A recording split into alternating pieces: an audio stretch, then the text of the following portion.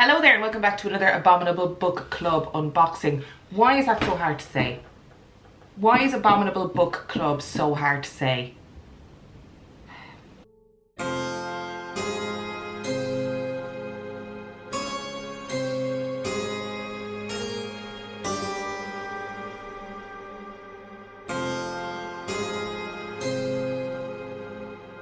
Abominable Book Club is a subscription box where for around £24 a month you get a box full of horror and thriller books, goodies, badges, chocolate, tea, all sorts of things. I'm going to show you so you're going to be able to see exactly what I mean anyway. I've been really bad at keeping up with the Abominable Book Club unboxings, and today we're going to speed run through January and February. If you're wondering about the banner, it's a congratulations to you for being here, okay? I'm proud that you're here. So the January book box obviously came in January, but I didn't do an unboxing for it. And the first thing that I saw when I opened the box was the snack of this month, which was these Brandy Snaps. Brandy Snaps are not something I would ever think to buy, but I am pleased that there are Brandy Snaps in this box because I really like them. I never would think to buy a Brandy Snap. I'm happy that they're here. Congratulations to me for having Brandy Snaps. We also got our usual Abominable Book Club bookmark, and on the back of the Abominable Book Club bookmark there is always a short story, which I don't want to read because I don't want to ruin the short story for people who are going to be doing their own unboxing. And now this has been my favorite thing that we've gotten for quite a while, which might seem like a bit of a ridiculous thing to say, but I just love how simple but effective it is. So it is a little bookmark, the Shining bookmark, and on the back of it, it has the typewriting of the Abominable Book Club, but in the style of all work and no play make Jack a dull boy. Clever, brilliant, I love it. And like I said, every month in the Abominable Book Club box, you get some hot drinks. So we have some Lion's coffee. We have some Aero hot chocolate. You can't go wrong with Aero hot chocolate. Anybody who wants to discredit me on that one, I'll fight you for it. You've got some Nescafe cappuccino and green tea from this Off Black company. This one is forest fruits and ginger. So I'm going to be really honest, I don't drink tea, right? But I have been drinking these herbal teas and fruit teas. I think it's because I feel a bit fancy drinking them. I don't know why, but I quite like them. Because I'm not a English breakfast tea, don't go there, not interested. But if you give me kind of a fancy tea so that I can feel a bit fancier when I'm drinking it, I'm into it. Got a little sticker this month too, which is a little holographic ghostie who is very Scooby-Doo. And I generally put all of these little ghost stickers on my laptops that I use for the podcast so that people know exactly what I'm all about when I'm working in public. So let's get into the books. Every month in the Abominable Book Club box, you get 3 books. So the first one that I've gotten this month is called Nothing But Blackened Teeth. And that cover is pretty disturbing. And Nothing But Blackened Teeth is by Cassandra Kaw.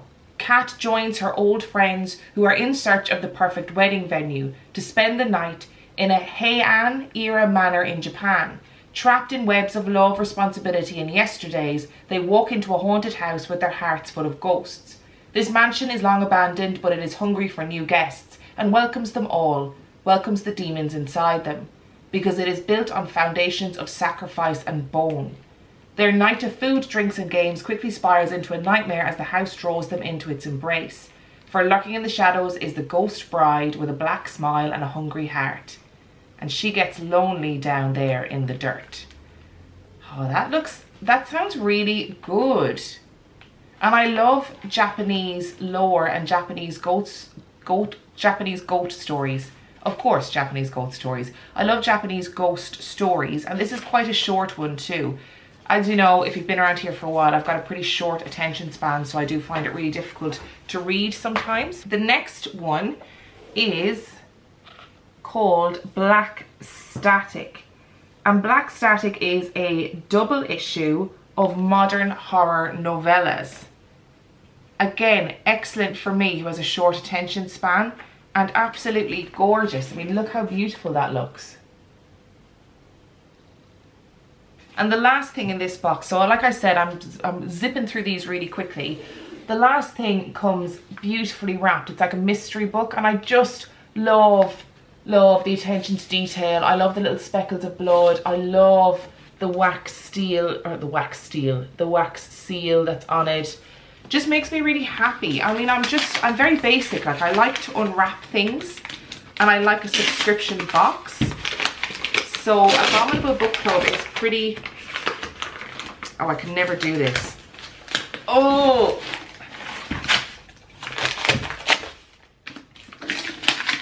Oh, I'm gonna need to get a scissors. Okay, I'm back, ladies and gentlemen. The mystery book is a Dean Koontz novel called Breathless Wonders still exist in the world, but not if Homeland Security has anything to do with it. In the Colorado mountains, something miraculous comes into the life of Grady Adams, a strong, gentle man whose past experiences have alienated him from the modern world and driven him to live in the wilds. When he sees it, he knows that one of nature's great mysteries has been revealed to him. This sounds very conspiracy theory-esque and sounds right up my street. I love a kind of maligned main character who nobody believes, nobody understands what they've discovered. And then it sounds like obviously there's going to be some sort of conspiracy theory where the government are going to try and cover it up. Let's get into February. I'm going to start with the snack for February as well. I can't tell you how excited I am about this snack, which is really sad, really. I mean, talk about being basic. I love opening things up, and I love a good snack. Like, I love some chocolate.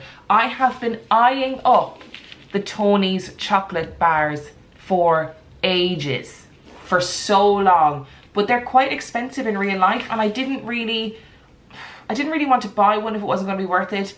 I have no problem spending money, right? But I don't know, for a chocolate bar, this better be good. I'm really hoping that it's out of this world. So excited. It's not only Tony's chocolate, but it is raspberry white popping candy chocolate. Again, congratulations to me. So we have our usual mix of hot drinks in February's issue 2. Different flavours of the fancy tea that makes me feel a little less basic. So we have strawberry and pink pepper, and we have red berries and cinnamon. So I might do a little taste test at the end of this when I'm finished, because I'm going to have a cup of tea. And I got another badge.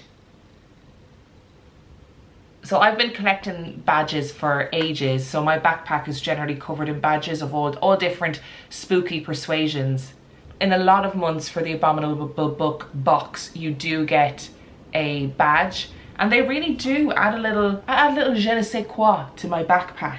We have our usual Abominable Book Club bookmark with the little short story on the back, and we're sticking with the movie theme for the other bookmark, and we've got a classic. It is The Ring, but it's a Ring doorbell. How funny is that?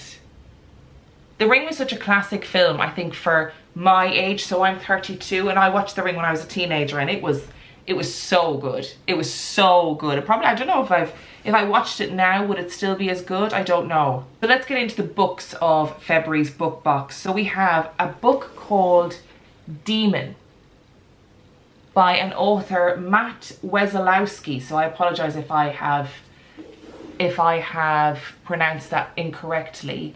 And it is an episode of 6 stories: an unspeakable crime, a cursed village, 6 witnesses, 6 stories, which one is true?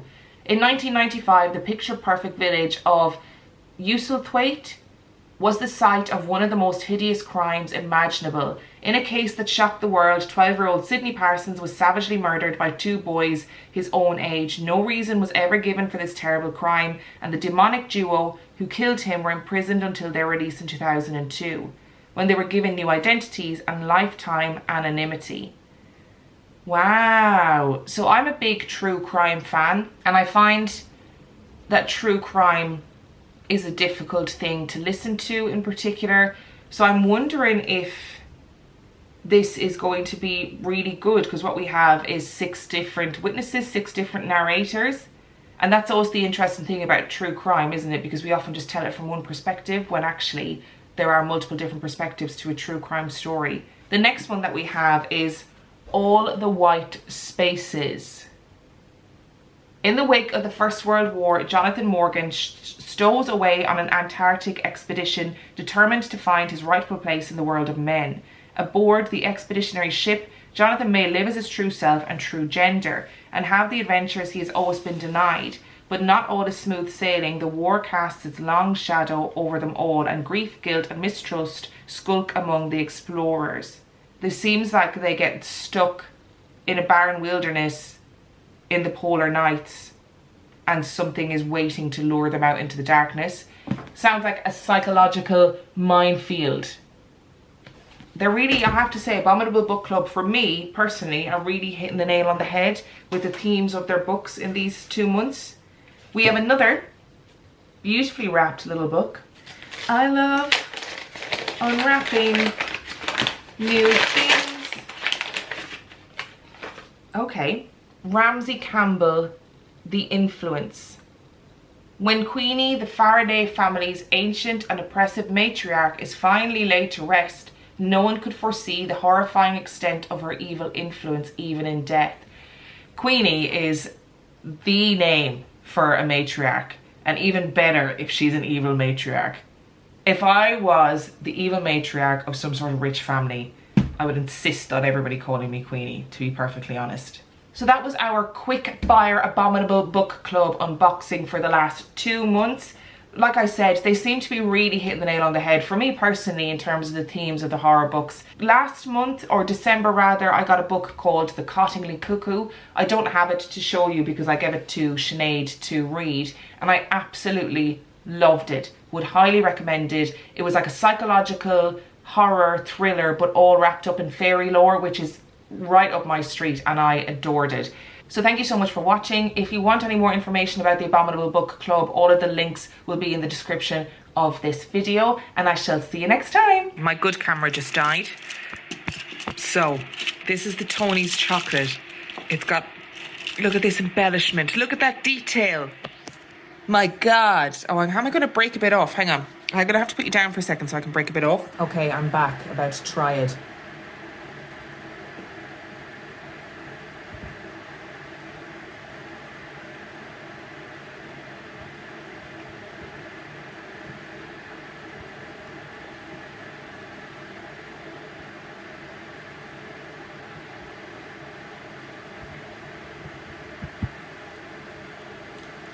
The raspberry flavour is very strong. It's fun. Ooh. Bit of popping going on. Bit of popping action. Not enough popping to make up for the fact that it's only okay. This is a very flattering angle. I'm also going to have some of the Wild at Heart strawberry and pink pepper tea. Let's try it. Right, immediate problem. I broke the string off. But this is the tea. It does smell lovely. It smells really good. Let's fill the cup with water and then have to wait 1,000 years for it to cool down. It's a kind of a strange colour. It's like a purpley lavender colour. I will report back. Welcome to the tea taste test. I've left it steeping for probably way too long because I forgot about it, but let's try it and see.